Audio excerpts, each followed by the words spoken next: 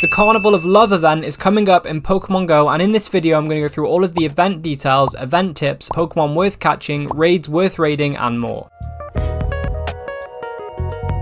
So the event will be running from February 13th at 10 AM until February 15th at 8 PM local time. All 4 forms of Shiny or Oricorio are debuting in their respective regions. The bonuses for the event will be increased chance of receiving Candy XL when walking your buddy, and you'll get 2 guaranteed XL Candy from evolving Pokemon. And if you are in Brazil, you will also get an extra bonus of 2 times catch XP in celebration of the Brazilian Carnival. You will be able to change Furfru's form into Heart Trim Furfru. This is the only event in the year that you can do that, and you can do this by tapping on Furfru in your Pokemon storage, scrolling down to form change and picking the heart trim. It will cost 25 Furfru candy and 10,000 Stardust per form change. So for the event, the wild encounters will be Snubbull, Skitty, Luvdisc, Red, Yellow and Blue Flabebe in their respective regions, Furfru, all 4 Oricorio in their respective regions, Stuffle, Quaxly and rarely Roselia and White and Orange Flabebe. In-field research will be Snubbull, Roselia, Heart Pattern Spinder, which can be shiny and is only available once per year during this event. You will also see Clamperl, Luvdisc, Furfru and Stuffle. I will be going through all the Pokemon that are worth catching in the wild and in research later on in the video, so stay tuned for that. When it comes to the raids, Mega Latios and Latias will be in Mega Raids up until February 15th at 10 AM, then Mega Absol will take over, and in 5-star raids, Darkrai will be available starting February 15th at 10 AM. There will also be Elite Raids going down on February 14th at these times, and they will feature Enamorus for the first time in Pokemon Go. If you didn't know already, Elite Raids are raids that appear from special raid eggs that take 24 hours to hatch, so they will be appearing 24 hours before the times I just mentioned. Once the raid egg hatches, the raid boss will be available for 30 minutes. These raids can only be done in person, so you'll only be able to access them with the orange free raid passes and the premium green battle passes. Remote raid passes will not work for these raids. On completion of an Enamorus Elite Raid, Fairy and Flying type Pokemon will be appearing around the host gym for 30 minutes. These Pokemon could be Clefairy, Jigglypuff, Snubbull, Tailo, Woobat, Emolga, Rufflet, Fletchling, Spritzy and Swirlix. So this works in the same way as Community Day when you complete a 4-star raid then and you get the spawns around the gym. Again, I will be going through the meta relevance of these raid bosses and elite raid spawns later on in the video as well. There will be a collection challenge rewarding XP, Stardust and an encounter with Roserade. There will also be a new avatar pose available in the shop, and there'll be a $1 research that will get you a timed research rewarding Stardust, XP, 2 incense and 5 encounters with Heart Pattern Spinder. There will also be some event themed showcases to look out for during the event. So these are all the details. Let's have a look at some tips that can help you make the most of the event.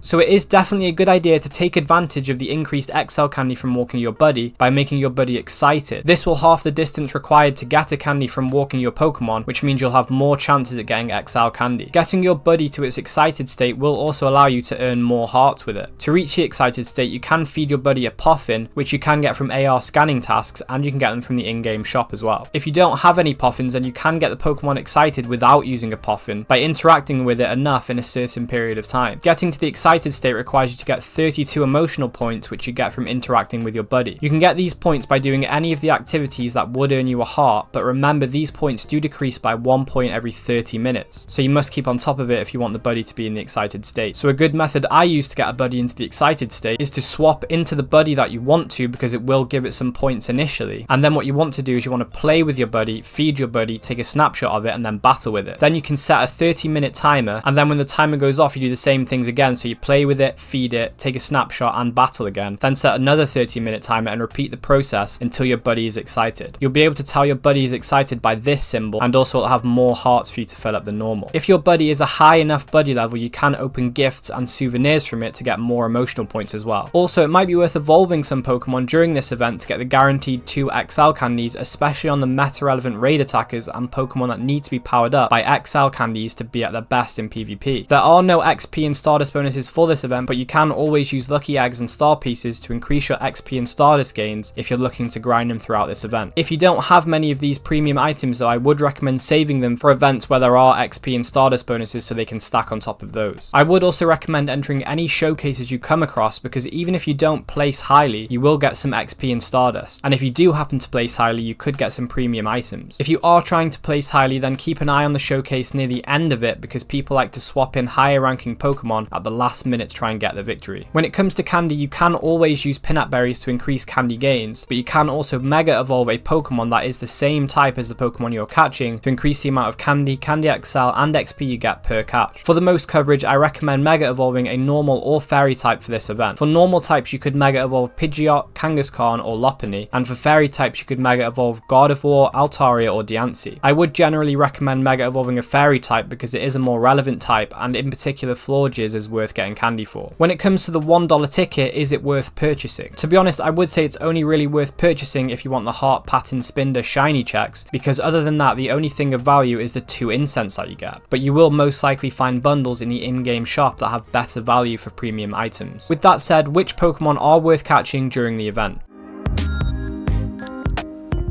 So Snubbull might be worth picking up because Granbull is a top 10 fairy type raid attacker and even better in its shadow form, so it could be worth getting some candy to power up a shadow version if you've got one. Flabébé is well worth going after because Florges is a decent fairy type attacker and it is ranked 19 in the Master League. It's worth trying to get a high IV Flabébé and getting enough XL candy to max it out for Master League because it is one of the more accessible high ranking Pokemon, where most of the other ones that are high ranking are legendaries, which can cost a lot to get the XL candies to power them up. Additionally, Roselia is available and it could be worth catching because Roserade is a strong non-mega, non-shadow grass type attacker and it's also a top poison type attacker. When it comes to field research encounters, I would recommend trying to hunt the Heart Pattern Spinder if you are a shiny collector because it is only available once a year for a few days, so it is pretty rare. As I mentioned before, there will be some spawns after completing an Enamorus Elite raid, and here are the meta relevances for those. So Clefairy will be a possible encounter after the raids, and Clefable is ranked 66 in the Ultra League with 0, 15, 13 IVs. Likewise, Jigglypuff could spawn, and Wigglytuff is ranked 81 in the Great League with 0, 15, 12 IVs. Again, Snubbull is worth catching for the reasons I mentioned previously. Rufflet is another possible spawn, and it could be worth catching because Braviary is a decent budget flying type attacker. Fletchling is also available, and Talonflame is one of the best Pokemon in the Ultra League, being ranked 15 with Hundo IVs 15, 15, 15. However, it does want Legacy move Incinerate, and to be at its best, it needs to be maxed out with XL candies, which does require 296 XL candies. It's good to note Talonflame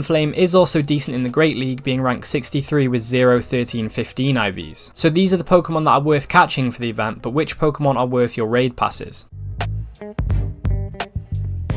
For the most part of the event, Mega Latios and Latias will be available, and both of these are strong Dragon type and Psychic type attackers, but generally Latios is better, and it is better in the Master League as well, being ranked 50. So out of the two, I would definitely recommend going for Mega Latios. And with Pokemon like Mega Rayquaza, Garchomp and Salamence in the game now, Mega Latios is less of a priority. Darkrai could be worth raiding because it is a top 10 Dark type raid attacker, and it's also ranked 96 in the Master League. However, I would say this is quite a low priority Pokemon because there are better Dark type attackers that are a lot easier to get, and it's also not that high of a rank in Master League. Mega Absol will also be in Mega Raids, and unfortunately it doesn't have any meta relevance, so you can skip it unless you need it for the Mega Dex. So when it comes to the Elite Raids, Enamorus will be worth picking up for the Dex if you are going to do these raids, but regarding its meta relevance, we don't really know too much about it until we know what moveset it's getting. And with the Elite Raids being inaccessible for a lot of people, whether that be because it's in person only, because it's during work hours, and it's also on Valentine's Day, I wouldn't worry too much because if it does work in the same way as Regieleki and Regidrago did in Elite Raids, then Enamorus will be released in 5-star raids later down the line, so it'll be much more accessible then. So we do also have Sinnoh coming up later on in the month, and for everything you need to know about that event, you should check out this video next.